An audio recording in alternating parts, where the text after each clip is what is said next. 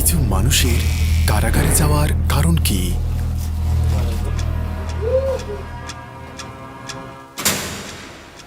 আর দারিদ্রতাই কি সবসময় অপরাধের কারণ? ফিলিপাইন, শাস্তি আর অবশেষে জেল। নকল পণ্যের বাজারে আছে। আপনি কি দারিদ্র সীমার নিচের স্তরের কথা শুনেছেন? একেবারে তলানিতে, দরিদ্রের চেয়েও দরিদ্র। দরিদ্রতার এই স্তর ফিলিপাইনের মতো পৃথিবীর আর কোথাও নেই। ফিলিপাইনে এগুলো হলো খাবারের উচ্ছিষ্ট। আজ ইউটিউবে প্রথমবারের মতো আমরা দারিদ্রতার পরিণতি খতিয়ে দেখব। এক বিছানায় 9 জন ঘুমাচ্ছে, যা অপরাধের দিকে নিয়ে যায়। আমরা শেষ পর্যন্ত ফিলিপাইনের সবচেয়ে জনাকীর্ণ কারাগারগুলিতে যাব, উত্তর থেকে দক্ষিণে। এমন সব গল্প ও গোপন তথ্য যা আগে কখনো অনলাইনে বলাই হয়নি। গ্যাং কারাগার থেকে নারী কারাগার পর্যন্ত, এটাই ফিলিপাইনের অন্ধকার দিক। সম্ভবত বিশ্বে এমন আরো অনেক বাস্তবতা আছে।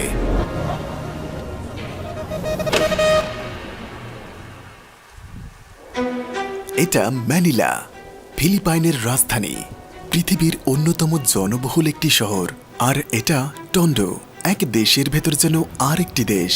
আমরা টন্ডোতে পৌঁছে গেছি। একসময় এই এলাকাটি ম্যানিলার রাজধানী ছিল। এখানে 70,000-এরও বেশি মানুষ বাস করে, প্রতি বর্গমিটারে গড়ে একজন ব্যক্তি। এটি ফিলিপাইনের অন্যতম দারিদ্র এলাকা, হয়তো সারা বিশ্বেও। এখানকার জীবন কেমন?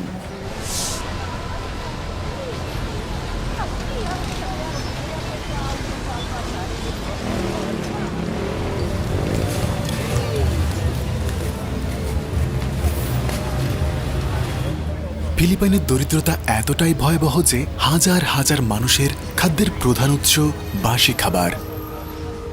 খাবারটিকে বলা হয় প্যাক প্যাক। ফিলিপিনো ভাষায় এর অর্থ উচ্ছিষ্ট, যা ম্যাকডোনাল্ডস ও কেএফসি থেকে সংগ্রহ করা হয়। এই বাসি খাবারগুলো কেএফসি থেকে এসেছে।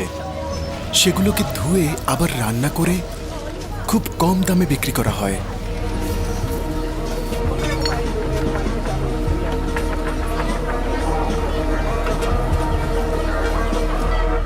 প্যাক মানে খাবারের উচ্ছিষ্ট। এগুলো ম্যাকডোনাল্ডস, জলিবি, কেএফসির মতো রেস্টুরেন্ট থেকে আসে।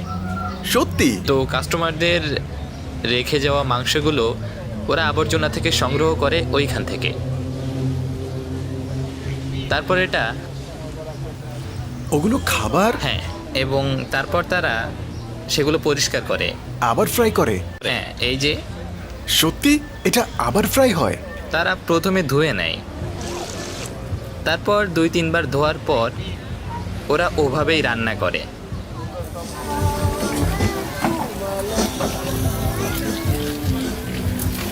এখানে রিসাইকেলড খাবার বিক্রি করা হয়।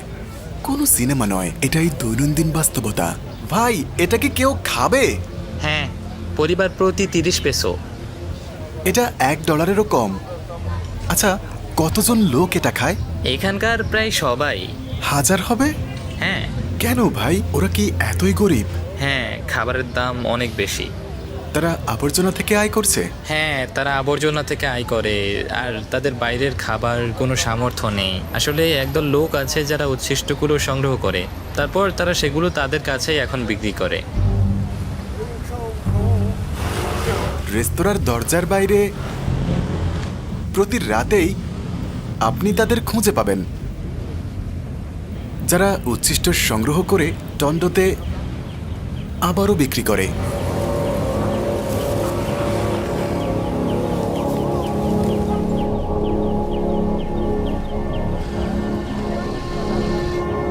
এটা দেখলে আপনার নিজেকে অনেক ভাগ্যবান মনে হবে।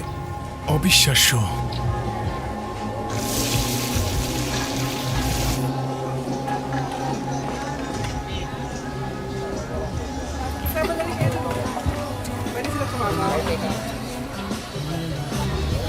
ভিড়টা দেখতে পাচ্ছেন? এরকম কয়টা দোকান আছে? অনেকগুলো আছে। এখানকার আবর্জনা শুধু বর্জ্য নয়, এটি আয়ের একটি উৎস। এই আবর্জনাগুলো আগে দেখানো সেই আবর্জনা স্তূপ থেকে এসেছে। এটা সংগ্রহের পর বিক্রি করে দেয়। বিপুল সংখ্যক মানুষ এই কাজ করে। অনেকে আবর্জনার স্তূপের ভেতরেই বাস করে আর বিক্রিযোগ্য কিছু সংগ্রহ করে। বর্জ্যগুলো এখানে এনে বাজারে বিক্রি করা হয়।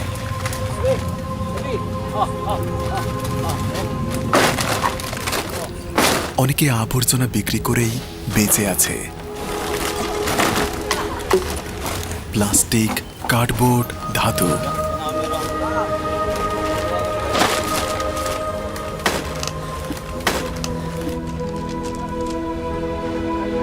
তারা এখানে আবর্জনা বাছাই করে, তারপর বিক্রি করে।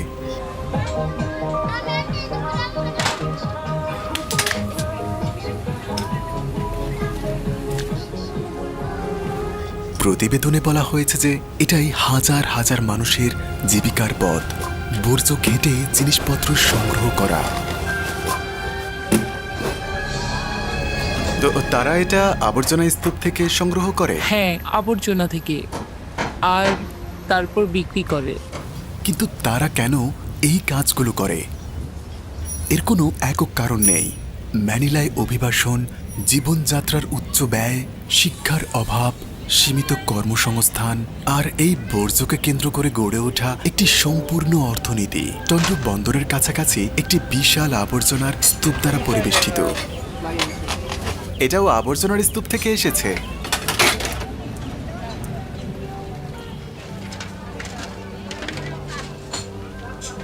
এখানে 9 জন লোক ঘুমায়। কিভাবে? দেখুন কত লোক। হাই, তারা বেশ খুশি।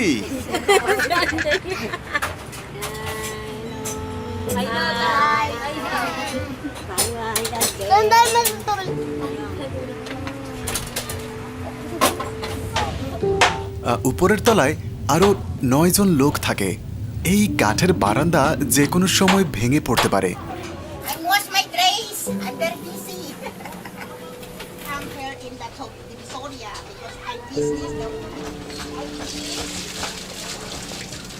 এই শহরটি এশিয়ার অন্য যে কোনো শহরের চেয়ে দ্রুত গতিতে বৃদ্ধি পাচ্ছে। এখনো এমন মানুষ আছে যারা প্রবৃদ্ধির কোনো সুফলই পাননি।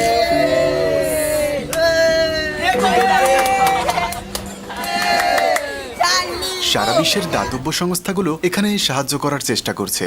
আমরা মাত্র ওগুলোর একটাতে এসেছি। ভিড় দেখেছেন? স্যার দুঃখিত। না না না না না, ভিডিও করা যাবে না, দুঃখিত। এখানকার গরিবরা ধনীদের কবরের উপরেই বাস করে ও ঘুমায়। হ্যাঁ, এটাই ম্যানিলা, রাজধানী শহর। ম্যানিলার উত্তর কবরস্থানে হাজার হাজার মানুষ মৃতদের মধ্যে বাস করে।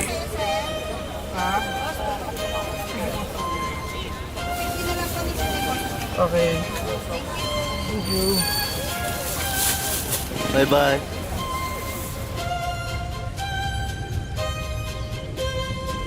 কেউ কেউ সমাধির ভেতর ঘুমায়, আবার কেউ কবরের উপরেই ঘর বানায়। এমন না যে তারা মৃতদের ভয় পায় না, বরং কবরস্থানের বাইরের জীবনযাত্রা তাদের সাধ্যের বাইরে। যেমন এখানকার কিছু লোক কবর পরিষ্কার করে জীবিকা নির্বাহ করে। তারা কবরগুলো পরিষ্কার করে আর এখানেই ঘুমায়। এখানে পুরো পরিবার একসাথে থাকে। দেখুন, একটা কবরের উপর ফুটবল খেলছে।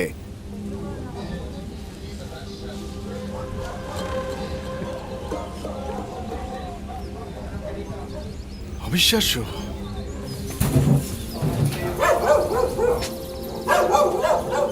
এটা একটা কবর আর এটা মৃত ব্যক্তির ছবি। ম্যানিলার চরম দারিদ্রতার এটাই বাস্তবতা। আর এখান থেকেই অপরাধের সূত্রপাত শুরু। চরম দরিদ্রতা অপরাধ আর কারাবাসের দিকে ঠেলে দিতে পারে। আমি একজন ফিলিপিনো নাগরিক আর ফিলিপিনো ড্রাইভিং লাইসেন্সও আছে। পাসপোর্ট পাওয়ার জন্য এখানে 5-10 বছর কাটায়নি, মাত্র 1.5 ঘন্টা। কিভাবে? অপরাধ। পুলিশ অন্তত 40 জনকে গ্রেপ্তার করেছে ম্যানিলার র্যাকেটে যারা জাল নথি তৈরিতে জড়িত। আমরা ফিলিপাইনের কোনো এক গলিতে আছি। এখানে জাল নথিপত্রের একটি বাজার আছে। ড্রাইভিং লাইসেন্স, পিএইচডি বা আপনার কল্পনায় আসা যে কোনো নথি। Driving licence, passport. দুটোই। আচ্ছা, ওর সাথে যান। আমরা এখন এগুলো বানাবো। নিজেকে মৃত প্রমাণের জন্য মৃত্যুর সনদও পাবেন। আবার নতুন জাল আইডি কার্ড। এটি ভালো মানের, একদম আসল। আপলোড হবে না। ওকে, আপলোড হবে না। কোরিয়া ও তাইওয়ানের মতো পূর্ব এশীয় দেশগুলো থেকে বহু মানুষ এখানে স্থায়ী হয়েছে। অনেকেই পলাতক আসামি বা আইনের চোখে অপরাধী, কারণ এখানে তারা জাল নথিপত্রের মাধ্যমে পরিচয় বদলাতে পারে। তারা আত্মগোপনে নতুন জীবন শুরু করে। ভাই, আমি কি ফিলিপিনো পাসপোর্ট কিনতে পারি? হ্যাঁ হ্যাঁ সত্যি? হ্যাঁ, ঠিকানা। ঠিকানা? আমার পরিচয় একদম বদলে ফেলবে। এটা ফিল্মের জন্য তাকে অনেক টাকা দিতে হয়েছে। ভাই ঠিক আছেন? হ্যাঁ হ্যাঁ, এটা। ভাই, আমি কি 5 বছর বয়স কমাতে পারি? Okay lang, okay. দেখুন কিভাবে পাসপোর্টের ছবি তুলছে। Kailan ka na? Sige, dapat. Dadalhin ko nga doon, Promise. মনে হচ্ছে মরা মানুষ। সুন্দর হয়েছে। এআই। আচ্ছা, আমি সিঙ্গেল। উনি কি ম্যানেজার? না না, সে ম্যানেজার না। 1 ঘন্টা অপেক্ষা করব। মাত্র 1 ঘন্টায় আপনি ইচ্ছে মতো নথি জাল করতে পারেন, অস্তিত্বই মুছে ফেলতে পারেন। এর দাম 7,500 পেসো। আমি তাকে পাসপোর্টের জন্য $150 দেব। সব ধরনের সনদপত্র। ডাক্তারও হতে পারবো। হ্যাঁ। বন্ধুরা, গুরুত্বপূর্ণ সতর্কবাণী, এটা কখনোই করবেন না। এটা শুধু ভিডিওর উদ্দেশ্যে করা। এটা করলে আপনার জেল হতে পারে। দেশে প্রবেশে স্থায়ী নিষেধাজ্ঞা জারি হবে।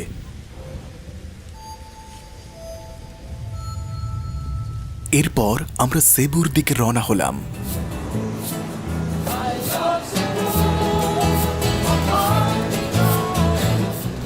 ম্যানিলার পর ফিলিপাইনের 3য় বৃহত্তম শহর। গ্রাম বনাঞ্চলের মধ্য দিয়ে কয়েক ঘন্টা গাড়ি চালিয়েছি অবৈধ বন্দুক প্রস্তুতকারকদের কাছে পৌঁছাতে।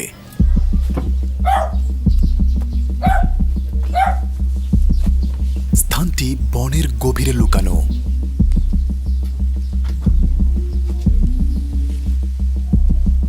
এই ব্যক্তি মাত্র 12 বছর বয়সে অস্ত্র তৈরি করা শুরু করে। এমন না যে সে বন্দুক ভালোবাসতো, বরং দারিদ্রতা তার শৈশবের চেয়েও কঠিন ছিল।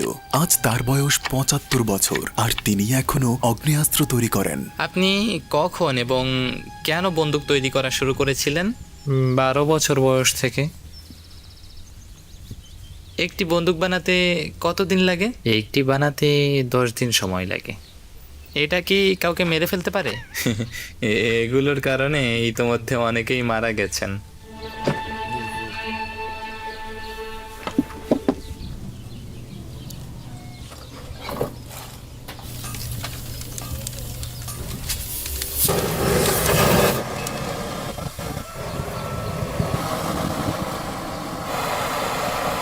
Kay hinay na kayo, nay product.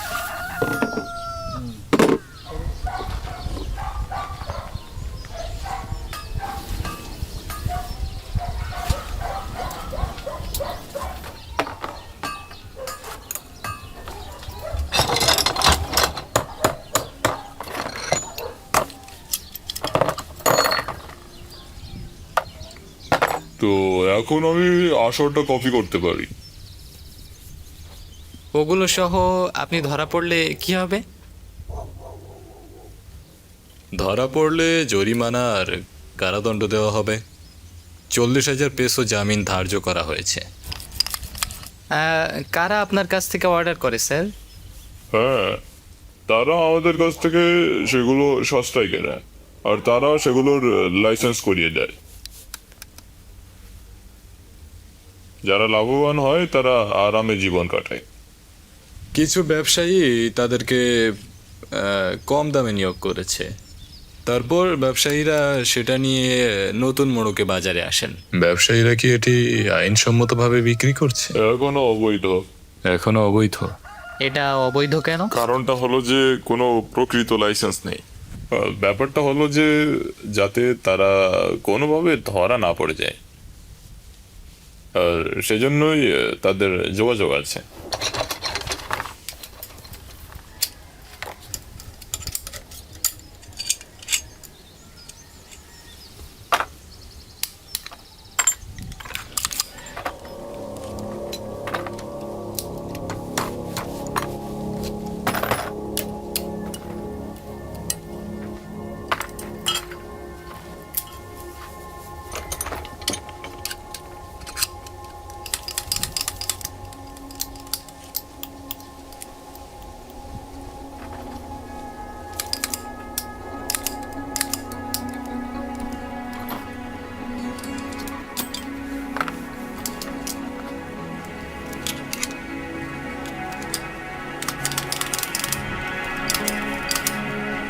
আপনি এটা ছাড়া আর কি কি কাজ করেন? শুধু এটাই? শুধু এটাই, আমি কনস্ট্রাকশনে কাজ করতে চাই না। সে কবে থেকে এটা করছে? সে 13 বছর বয়সে এটা শিখেছিল, কারণ তার বাবা ও ভাইও এই কাজটাই করতো।